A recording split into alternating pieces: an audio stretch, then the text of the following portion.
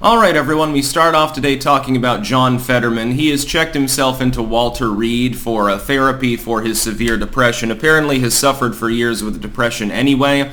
I'm assuming that the fact that he, had a spell last week and, probably at least feared it could be stroke related at the time, has put more stress on him, and so that triggered his depression, and so he has to check himself in and get some help. Now, I'm not going to fault the man for having depression. Fuck, I suffered with anhedonia after my overdose years ago for an extended period. It's not fun not to be able to feel happy and to be constantly anxious or sad. It's not pleasant experience that I would wish on a person, other than maybe some high-level warmonger, but Fetterman's not been in office long enough to help start a war or anything like that, so we'll give him a little bit of slack. But here's my thoughts on it.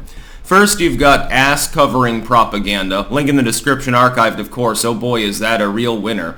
And secondly, the real question to ask here isn't, well, how long will Fetterman be in there and we wish him well. That's perfectly fine, but that's a human response. From the political sort of side of things, how long is Fetterman not going to be able to do his job, and is this going to happen over and over again or something like that? Normally, when a politician begins having considerable health issues and taking time off of work, it raises eyebrows, but somehow you're not allowed to criticize Fetterman, even though after having a major and incapacitating stroke that almost killed him, leaving him incapable of understanding human voices without a prompter, leaving him incapable of delivering a speech, which is something that people in Congress and politics in general need to do, leaving him less healthy than he was before in the cognitive sense, at least insofar as expressing and understanding himself, absent even any other problems or considerations. He should have dropped out. He should not be in the Senate right now. I'm not saying necessarily, well, Mehmet Oz 2024, what a great candidate. You'll remember that I'm not particularly a fan of him, and he's basically disappeared, which is quite interesting. He no longer appears to have any form of public presence whatsoever. I guess he just took his toys and went home. I got some money. Fuck it. I'm going back to my McMansion to watch TV. Watch Barney and Friends pretty soon, I suppose. It'd be on the mental level of the average member of the Senate, I think. But Fetterman is clearly not well. He has his problem with understanding what he's seeing, what he's hearing. His problem with not being able to fully express himself. I have a feeling that that's related to why his depression would get worse. He was taken to the hospital a week ago.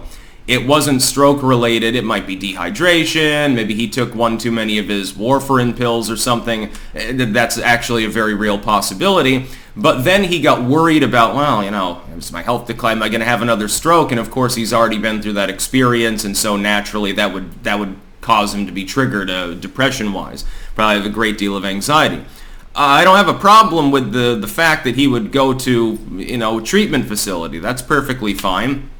I would note how interesting it is. He can take limitless days off of work, despite his particular position being an important one, and nobody is allowed to criticize him because of mental health. You hate people who are mentally ill if you think that a senator should be able to generally do their job and not constantly have health issues.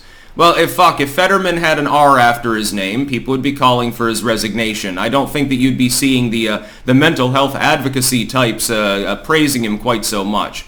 I think rather that anyone who, for partisan reasons, the Republicans would do this, says, well, just let him have time to get better. You're cheapening his experience with depression and anxiety or something. I don't think that you'd be seeing Democrats bothering to go along with that and shutting up. I think you'd see them say something along the lines of, well, you're the ones that want to reduce mental health funding, so fuck off. He wants to reduce mental health funding, but he's using taxpayer money to go to Walter Reed, which he is. He can take the time off, but how long is he going to be there? Severe depression bout, he could be there for weeks.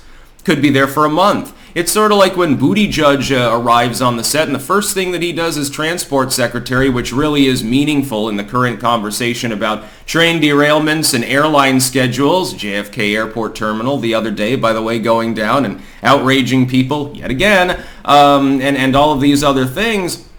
It's almost like an absentee political party. The Democrats overall are no longer functioning as a serious political party at all.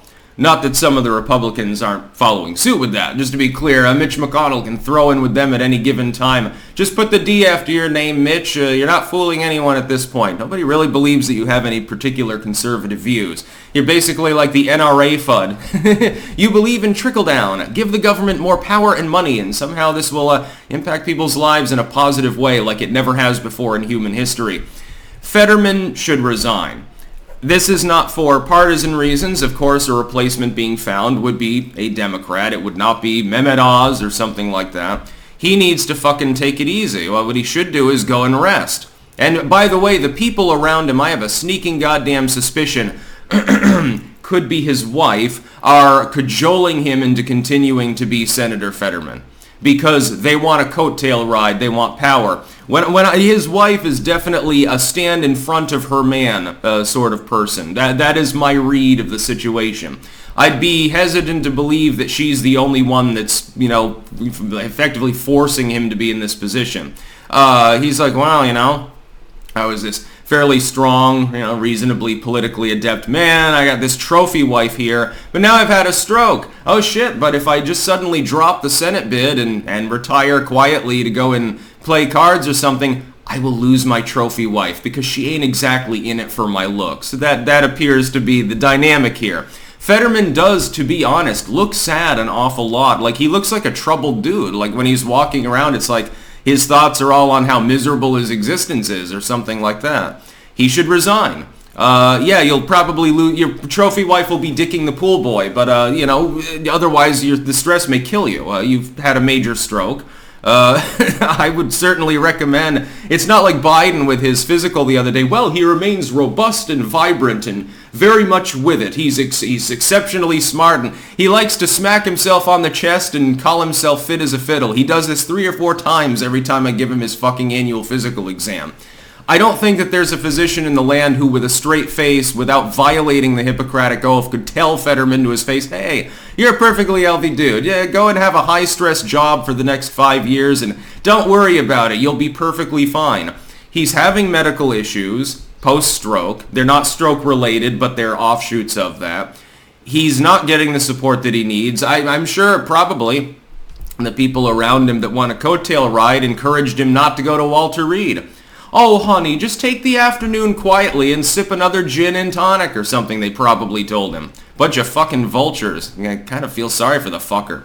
But yeah, he is unfit to serve. He should resign. Yeah, he's going to end up without a wife when he does that because that you can read that book pretty easily. Not stand by your man, stand in front of your man, again, in other words. But the taxpayers in Pennsylvania really were sold a pig in a poke now, weren't they? Only the fact that Mehmet Oz, the one candidacy in the whole fucking midterms in which the McConnellite uniparty message of, well, we lost because Trump endorsed weak candidates, the only one on that actual list that really conforms to that was Mehmet Oz. He never really was a strong candidate. He's okay as far as his speaking skills. What other chops did he fucking have other than having a decent budget and Trump's endorsement?